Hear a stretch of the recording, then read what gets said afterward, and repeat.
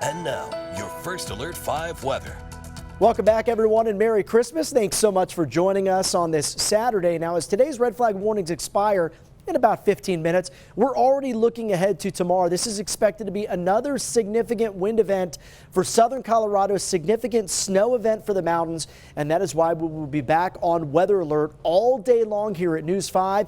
Gust 60 miles per hour, maybe a little stronger than that for the plains and the I-25 corridor, all the way up to 80 miles per hour across some of the mountains and the higher terrain. High fire danger expected due to the super windy conditions and the very low relative humidity. And for the mountains, especially the southwestern mountain ranges, it's possible we get up to 15 inches of snow by the time tomorrow night rolls around. Now this evening, things are relatively quiet. Take a look at the live cam view in Fountain. This is absolutely gorgeous. A nice shot of Pikes Peak on this late Saturday afternoon, and we're looking good in the downtown area as well. We're sort of between weather systems, so a little bit of a calming period before that wind really ramps up tomorrow morning.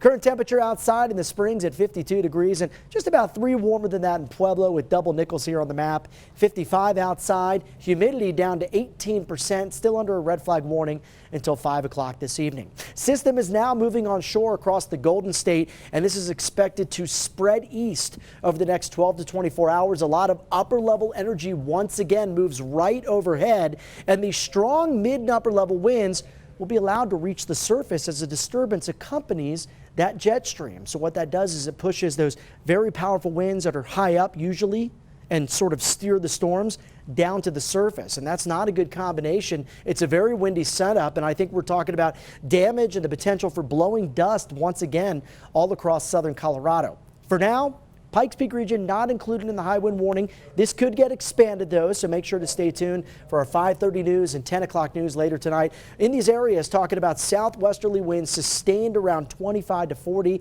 with, again, those max gusts anywhere between 60 and 80 miles per hour. And the red flag warnings expanded a little farther north in those high wind warnings and also into the western area out across the upper Arkansas River Valley. Humidity in these spots down as low as 14 to 17%. So you want to avoid any sort of activity that could start a spark during the day on Sunday. Now for the mountain areas, another round of very heavy mountain snow expected, especially for areas shaded in pink. Those would be the winter storm warnings. And for the southwestern ranges, anywhere between 6 to 15 inches of snow and gusts that could be 55 to 75 miles per hour. That is likely to bring high impacts to mountain travel. I would say difficult to nearly impossible across maybe the Monarch Pass and Wolf Creek Pass tomorrow afternoon through very early Monday morning. Take a look at the wind speed futurecast here. 10 a.m. I think that's when the winds start to fire off. Between about 9 and 11.